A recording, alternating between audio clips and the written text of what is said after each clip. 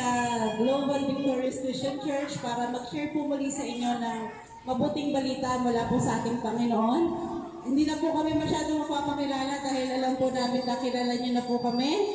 Pero ang nais po namin ipakilala sa inyo ng mas higit pa ay kung ano po ba at sino po ba ang Panginoon na atin pong sinasamba.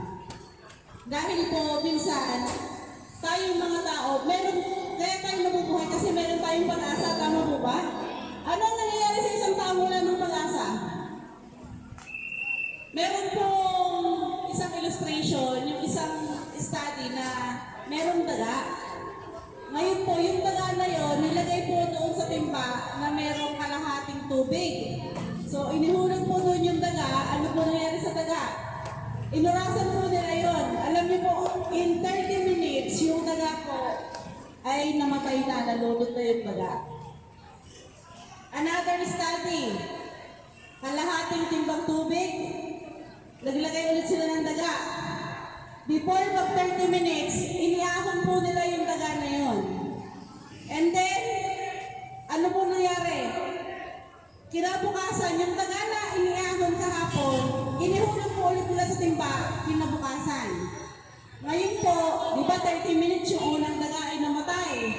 Yung pangalawang daga na iniligtas bago mag 30 minutes, yung daga po na yun, tumagal po ng 3 oras bago siya namatay.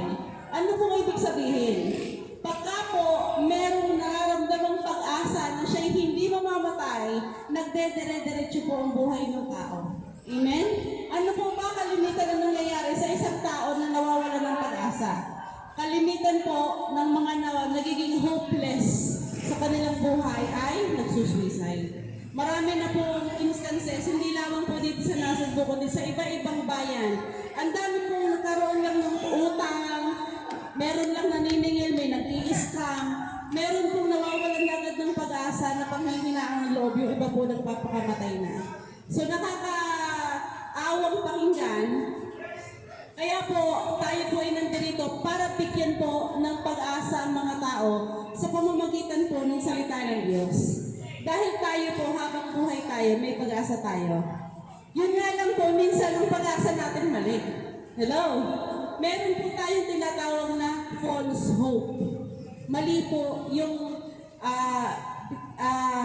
yung inaasahan natin. Anong klaseng false hope po yun?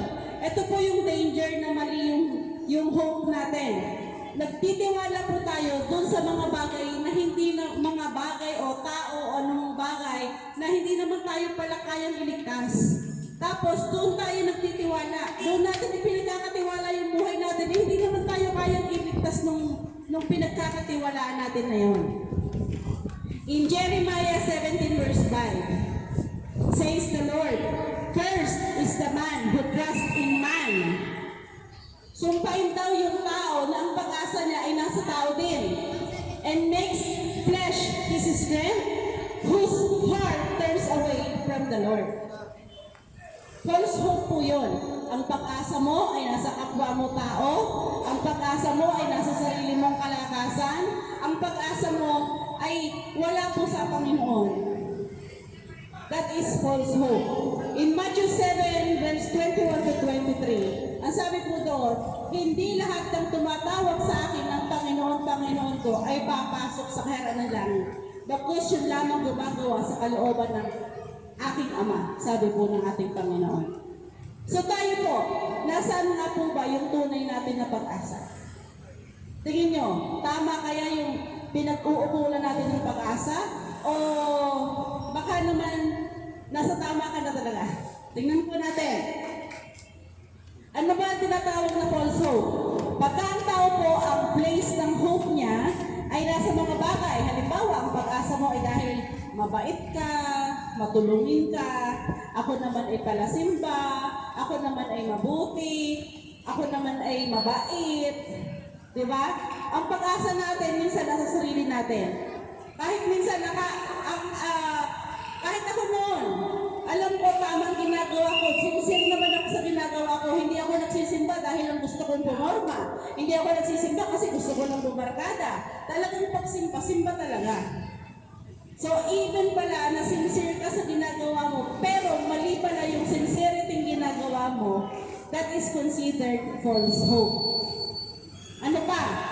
Meron kang pinaglalaanan ng pag-asa who is powerless to save. Ibig sabihin, hindi ka naman niya kayang iligtas. Pero doon mo nilalagat yung sarili mo. Doon ka umaasa.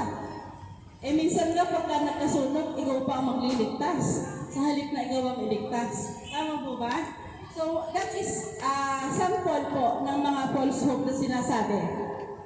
At minsan po, yung sources po ng false hope na yan, kasi po, ang inaasahan natin kasi mabait naman ako. Yun yung hope natin eh, na mas marami naman akong ginagawang mabuti kaysa sa nagagawa kong kasalanan. So, hope natin yon. Pero, false hope pa rin pala yun. Ano pa? Kasi, perfect ang attendance ko sa church. Kasi tuwing Biyernes nagsisimba ako. Kasi tuwing Miyerkules, present ako. Kasi tuwing Linggo, present ako. So, that is also a false hope. Minsan po, ang false hope din, sisimula sa mga kasi ang pakiramdam natin, ang pakiramdam natin ako. Sino po dito ang pakiramdam nila ligtas sila? Pag namatay sila ngayon sa langit sila pupunta. Ha? Anong pakiramdam nyo na yun? Pag namatay kayo ngayon, langit ang punta ninyo. Hindi mo sisiguraduhin natin. So, trusting in self or others instead of Christ. Minsan po, kasi Kristiyano naman yung magulang ko. Kristiyano naman yung mga lolo't lola ko. Kaya, siguro naman ako'y makakasama sa maliligtas. Minsan sabi po natin sa mga tao, pagka may magsisimba, ipanalangin mo na lang kami. Isama mo kami sa prayer. So, minsan akala natin, kapag kayo pinanalangin ka ng isang tao, maliligtas ka doon. So, mali pa rin po yun. Hindi tayo ikakaya iligtas ng kapwa natin. Kahit ipanalangin o hindi po sila makakapagligtas sa atin. So, this is the biblical warning. Patuloy po tayong pinapaalalahanan ng Biblia na wala pong makakapagligtas sa atin. Hindi tao, hindi simbahan, hindi lugar ang nakakapagligtas po sa atin. Ano po ang sabi sa Biblia? Sa John 14 verse 6, sabi po ng Panginoong Jesus, I am the way, the truth, and the life. No one comes to the Father except through me. Sabi po ng Panginoong Jesus. Hindi sa akin ha, ang nagsalita po ng Panginoong Jesus. Ang sabi po ni Jesus Christ, ako ang daan, ang katotohanan, at ang buhay, at walang makakapunta sa Ama maliban sa pamamagitan ko. Hindi po sinabi ng Panginoon na, except no one comes to the Father except through me. Yun po ang sabi ng Panginoong Jesus. Hindi po niya sinabi na, I am one of the ways. Na ako yung isa sa mga daan na pwede kayong pumunta sa langit. Hindi ganun ang sabi sa Biblia. Ang sabi po sa Bible, I am the way. Ibig sabihin, siya lang talaga. Wala nang iba. Hindi, kahit po sabihin na natin na napakabait ng taong katabi mo ngayon, isang beses lang siya magkasala sa isang araw. Sa tingin niyo, ilang beses kayo magkasala sa isang araw? Oras-oras. Ilang beses sa isang araw? Alam niyo ba, ang kasalanan ay sa isip, sa mata, sa salita, nakakasala tayo? O paano pag may duman diyang labas na yung, sabi niyo labas ng kaluluwa? Titignan niyo na ngayon na, ano ba yun? Wala naman sa swimming pool, nakagano'n na suot. Minsan po, ang mga mata natin na panghusga. Paano yan? Matak lang nagkasala ka na, tapos nagsalita ka pa, nagkasala ka ulit. Tapos nakibarites ka pa, naku, nagkasala ka na naman. Minsan po, ang akala kasi natin, pagka may konti maliit na bagay, ay hindi po yun pagkakamali. Pero ang totoo po, kahit po maliit na bagay, it is considered sin.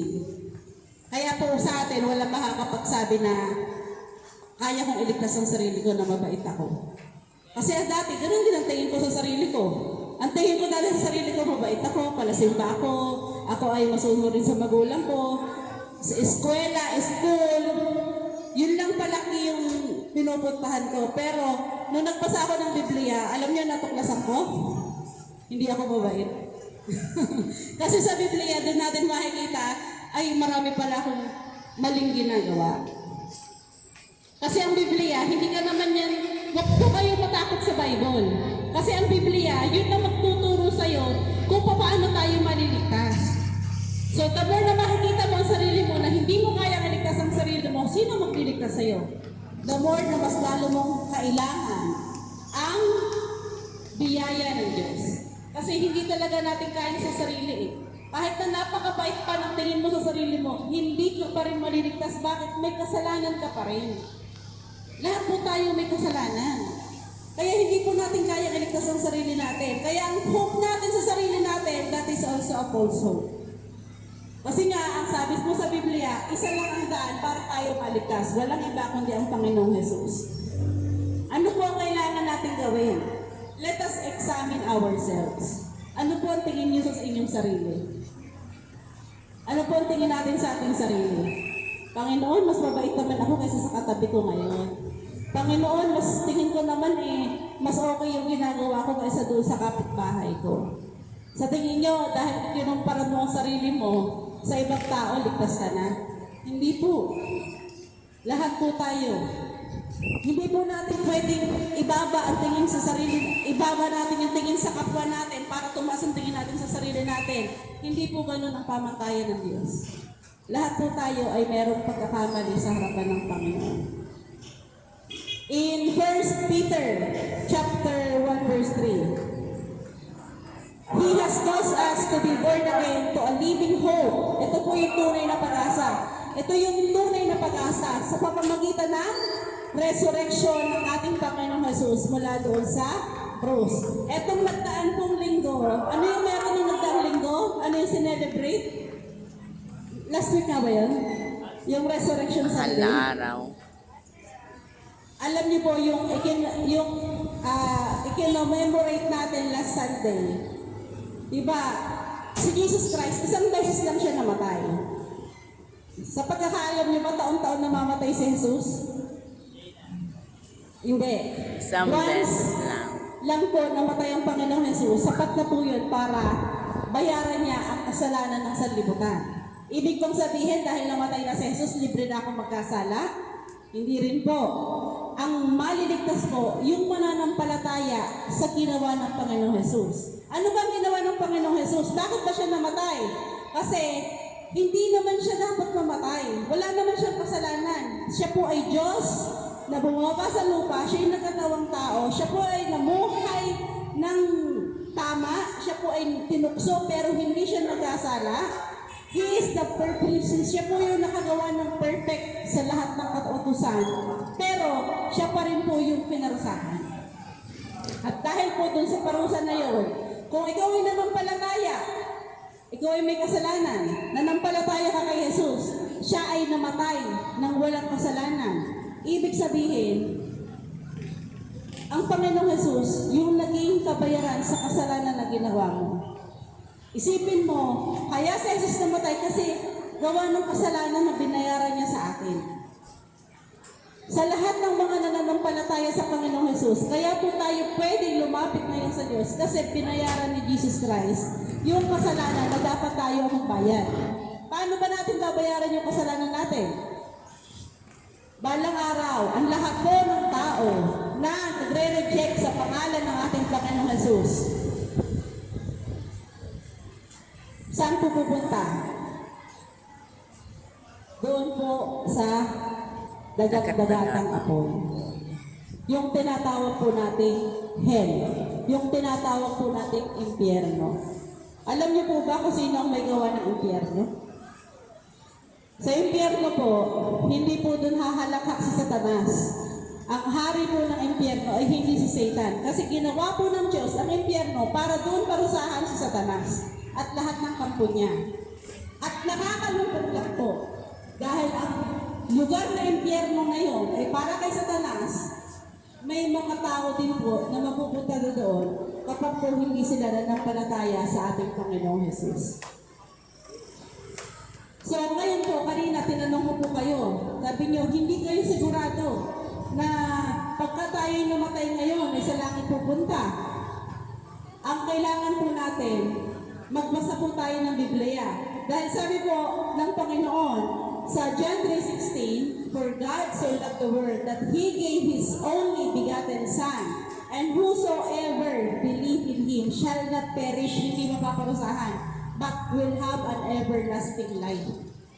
Kung ayaw mo natin mapasama doon sa punishment na nakalaan sa mga magre-reject sa Panginoong Jesus, ang kailangan po natin gawin, manampalataya po tayo sa ating Panginoong Jesus. Kasi siya lang po yung daan para po tayo magkaroon ng kaligtasan. Anong klaseng pananampalataya? Kasi ang hope natin minsan nasa sarili, nasa kabaitan natin, nasa tao. Kasi pag ginawa ko to, magigigtas ako. Minsan nasa mga gawa natin. Which is, hindi naman sinabi ng Panginoon, na gawin mo yan, maliligtas ka. Ito po, tanong ko sa inyo. Kung pwede pa lang, meron na lang tayong gawin, bakit hindi pa kailangan bumaba sa langit para mamatay sa krus, magpakahirap, kung pwede naman pala, nagawin na lang natin itong mga bagay na ito para tayo maligtas. Pwede naman palang lumakad na lang tayo ng paluhod. Pwede naman palang araw-araw na lang tayong manalangin, araw-araw tayong magsimba. Bakit pa kailangan bumaba ng Diyos mula sa langit at mamatay sa krus para iligtas tayo sa kasalanan natin? Bakit kailangan niya maghirap? Kasi nga po, hindi natin kayang bayaran ang kasalanan natin sa sarili nating paraan. Kasi lahat tayo may kasalanan. Kaya kahit anong gawin mo, hindi ka maliligtas sa sarili mong paraan. Ang kailangan lang po natin, tunay na pananampalataya sa Panginoong Jesus. Ano bang ibig sabihin ng pananampalataya na yan? Nananampalataya naman ako. Ang tanong, ano klaseng pananampalataya ang meron ka? Ano ang pinapanampalatayanan mo? Sige nga, pag sinabing nananampalataya, yung iniisip mong katotohanan, yun yung ginagawa mo ngayon. Ano ang pinapanampalatayanan mo? Baka ang pananampalataya natin dahil sabi ni ganito, sabi ni ganyan. Kasi ito yung ginagawa nila. Ililigtas pa tayo ng nila? Ililigtas pa tayo ng ibang tao? Ang pananampalataya po natin dapat nakabase po sa Biblia.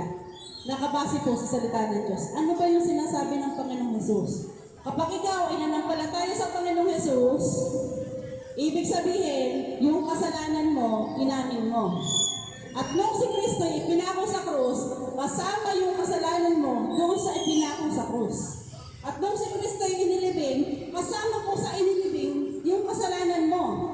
At nung siya'y nabuhay na mag-uli, ibig sabihin, kasama ka sa binuhay niyang na mag-uli. Ibig sabihin po, ikaw ay bagong nilalang pagka ikaw ay nanampalataya sa Panginoong Jesus. So paniwalaan po natin na tayo po ay binago na ng ating Panginoong Jesus. Hindi po natin kayang magpakabait sa sarili nating paraan. Oo, mabait ka ngayon, isang linggo, isang araw. Tignan natin paglipas ng panahon kung mapait ka pa din. Pag wala po sa atin yung kapangyarihan na nagmumula sa Espiritu Santo na galing po sa ating Panginoong Jesus, hindi natin kayang magpakabait ng totoo. Siguro, ilang araw mabait ka, maya-maya, pag merong laklak sumakot sa iyo, ay babalik ka na ulit sa dati mong ugali. Tama ba? Kaya po ang pinakamagandang way, kung gusto po natin matiyak ang ating kaligtasan, kilalanin po natin yung magliligtas po sa atin. Ano ba ang sinabi ng magliligtas sa atin? Ano ba yung gusto mangyari ng ating Panginoong Jesus sa buhay natin? Alamin po natin ang kalooban ng Diyos para sa atin. Kasi kung ang pananampalataya natin ay nakabase lang sa mga naririnig mo, o doon sa nakaugalian mo, o doon sa ginagawa ng madami, gaano ka katiyak na ililigtas ka nung madami na yon? Ito lang po yung pwede namin iwanan sa inyo. Ang hope po natin, ang tunay na pag-asa na meron po tayo ay nagmumula po doon sa resurrection ng ating Panginoong Jesus nung siya po ay Ikaw ba ang namatay sa preaching krus. daw sa loob? Paniwalaan po natin Ito, na kasama niya po preaching daw sa tayong ipinako sa krus at inilibing po Ako. kasama niya yung mga kasalanan natin. At tayo Hindi po ay akin muling patotoon binuhay ng preaching ating ka Panginoong piraso Jesus. lang kasi ikaw ang Kaya kung preaching. tayo man po ay bakit? nagkakaroon pa ng Nilalagnat ka? pagkakasala kayo, hindi Ha? po ibig sabihin na hindi totoo yung kaligtasan na natanggap mo. Maaaring nalilito ka pa. Kaya po, napakahalaga na meron po tayong Sa dami na ng gawa, walang nagtuturo katapusan sa atin na. para mas maunawaan po natin ang salita ng Diyos na gusto niya pong tayong i-develop. Kung baka sa baby, meron pong pamilya na mag-aalaga po sa inyo. Meron po kayong pwedeng pagtanungan, meron po pwedeng manalangin sa inyo. Kasi po, dito sa mundo nito, patuloy pa rin po naghahari ang diablo sa paligid. Ang espiritu po ng kaaway ay nasa paligid pa rin natin. Ang naghahari po, ang may dominion po sa mundo ngayon, wala pong iba kundi si Satanas. Kasi hanggang ngayon po, hindi pa naman siya nasa impyerno. Naglalagalak pa lang po siya dito sa mundo. Naghahanap pa rin po siya ng mga masisila niya. Pero pag sumunod, dadating ng Panginoong Jesus, doon lang po niya ibibigay ang hatol niya kay Satan at sa mga nag-reject po sa kanya. So kung ayaw po natin mapasama doon sa mga hahatulan ng kamatayan, ngayon pa lang po, ilagak niyo na po yung pananampalataya niyo sa totoong magbibigay sa inyo ng pag-asa. Kanino? Sa Panginoong Jesucristo. Nandun po yung pag-asa natin. Huwag po natin ibigay yung pag-asa natin sa simbahan, ang pag-asa natin ay na kay sister, ang pag-asa natin ay na kay pastor, ang pag-asa natin ay na kay father. Wala po. Hindi po ang mga taong ito ang magliligtas sa inyo. Ang magliligtas po sa atin, walang iba kundi ang Panginoong Jesus. Ang pinakamaganda pong gawin, basahin po natin yung Bible. Kasi yun po ang magtuturo sa atin kung paano po tayo magkakaroon ng tunay na kaligtasan. Ang mga sinasabi po namin sa inyo ngayon, isipin niyo po mga pasakali, introduction, para kayo mainggan yung magbasa ng Bible. Kasi kami po, ginamit lang kami ng Diyos na mga messenger para magpaalala po sa inyo. Magpaalala po sa inyo na mahal kayo ng Panginoon. Mahal po tayo ng Diyos. Na kahit po tayong lahat ay merong pagkakasala, patuloy pa rin tayong iniibig ng Diyos. Ang Diyos po natin ay napaka-pasensyoso. Hinihintay niya po na tayo manumbalik sa Kanya. Ganun po tayo kamahal ng Diyos. Iniibig ka ng Diyos kahit nung ikay makasalanan pa. Namatay siya sa krus kahit nung ikay makasalanan pa. Huwag mo sabihin sa kanilang ako pupunta sa church pagka mabait na ako. Hindi mangyayari yun. Bakit? Hindi natin kayang magpakabait sa sarili natin. Gusto po ng Diyos, basta aminin mo sa Kanya na kailangan mo siya. Aminin mo sa Panginoon na, Lord, may kasalanan ako, hindi ko kayang iligtas ang sarili ko, tulungan mo ako. Tutulungan ka po ng ating Panginoon. Kasi ang Diyos po natin, hindi yan namumwersa. Ang Diyos po natin, hinihintay niya na ikaw mismo magkaroon talaga ng puso na lumalapit po sa Kanya at handa ka po tulungan ng ating Panginoon.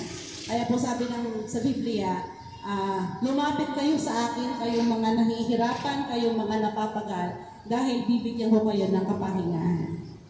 Kung kayo po ay napapagod dahil sa dami ng isipin, napapagod kayo sa dami ng problema, napapagod kayo na para bang wala ng paulit-ulit na lang itong mga nangyayari sa buhay ko. Masaya ka ngayon, bukas malungkot ka na naman, mamaya masaya, mamaya malungkot, minsan mas madami pang problema. Para bang nakakapagod. Pagka ikaw ay nakakaramdam ng pagkabagot po sa inyong buhay, ang kailangan po natin gawin, magbasa ka ng Biblia. Kilalanin mo ang Panginoon na sinasamba mo. Tayo po ay manalangin. Hayaan niyo po ipanalangin ko po kayo. Ipikit po natin yung ating mga mata. Sabihin niyo po sa ating Panginoong Jesus, Panginoon, patawarin niyo po ako sa lahat ng aking mga kasalanan. Panginoon, hindi ko po kayang iligtas ang sarili ko. Tulungan niyo po ako. Panginoon, tinatanggap kita sa buhay ko bilang aking sariling Panginoon at aking tagapagligtas. Simula sa araw na ito, Panginoon, pagharian mo ang buhay ko. Welcome ko ang banal na Espiritu na siyang tutulong sa akin upang patuloy niyang i-guide, patuloy niyang baguhin kung ano man na nakita na mga kamalian sa buhay ko. At Panginoon, tulungan niyo po kami na patuloy kang kilalanin sa aming buhay bilang totoong aming Diyos at aming Panginoon at aming tagapagligtas. Panginoon, maraming salamat po sa sa libreng kaloob na buhay na walang hanggan na iyong ibinigay sa pamamagitan po ng aming Panginoong Hesukristo. Naniniwala kami na siya ay Diyos na nagkatawang tao, siya ay napako sa krus, siya ay inilibing, at siya po ay nabuhay na maguli at kami naniniwala na siya ay muling babalik. Maraming salamat sa pangalan ng aming Panginoong Jesus. Amen. Panginoon, nakikita niyo po yung mga anak mo na nalumapit sa iyo, nanalangin sa iyo, naglagat ng kanilang pananampalataya sa iyo. Ano man, Panginoon, yung kanilang mga dinadala sa mga oras na ito. Kabigatan man ito sa kanilang puso, sa kanilang isipan, mga gumugulo sa isipan nila, sa buhay nila, Lord God. Tinatas po namin sa iyo yung na sa iyo nagmumula yung tunay na kapayapaan, Panginoon. Sa kabila ng problema, bigyan niyo po sila ng peace of mind. Bigyan niyo po sila ng kaligayahan sa kanilang mga puso. Na Lord, na ikaw ang magbibigay sa kanila ng tunay na pag-asa na hindi po kayang ibigay ng pera, hindi kayang ibigay ng tao, hindi kayang ibigay ng kahit ano. Dahil ikaw lang, Panginoon, ang tunay na pag-asa na nagbibigay sa amin ng tunay at tiyak na kaligtasan sa aming mga buhay. Panginoon, maraming salamat. Dahil ngayon pa lang, Panginoon, naniniwala kami na meron kang ginawa sa buhay ng mga anak mo na nananampalataya sa iyo. Pagpalain mo, Panginoon, ang kanilang hanap buhay, pagpalain mo ang kanilang pamilya, pagpalain mo ang kanilang mga physical na katawan. Pagalingin niyo po kung sino man sa kanila ang merong karamdaman at tinataas din namin sa iyo na patuloy mong bigyan sila ng magandang relationship sa kanilang mga empleyado at sa mga amo, Panginoon, sa mga mamimili at sa mga nagtitinda. Lord, give them a harmonious relationship, O Lord God. Salamat, Panginoon, at pagpalain mo ang mga tao ito at ilayo niyo po kami sa lahat ng gawa ng kaaway. Ito po, Panginoon, ang aming dalangin sa pangalan ng aming Panginoong Jesus. Amen. Amen, amen. Paano pagpatay, Hindi anak? po, kami po ay hindi po naghihingi ng kahit Hindi ko ano alam sa eh. inyo. Wala po kami kasama na lalapit sa inyo para humingi ng kahit ano. Kung kayo naman po ay merong prayer request, meron po kayong gustong ipanalangin, meron kayong gustong itanong, malaya po kayong lumapit sa amin. Kahit po hindi araw ng linggo, pag nakita nyo kami namamalengke o bumibili sa tindahan nyo, so pwede nyo po kaming kausapin at pwede nyo po kaming tanungin. So, God bless you all po. Maraming salamat. Sir Terry. Salitain. Pastora, Pat, ikaw ano? Praise God. So, napakinggan po naman natin itong napangandang mensahe na isinare po sa atin ng ating Pastora Brenda. So, tuloy nga po na ang pag-asa po natin ay hindi dapat sa tao.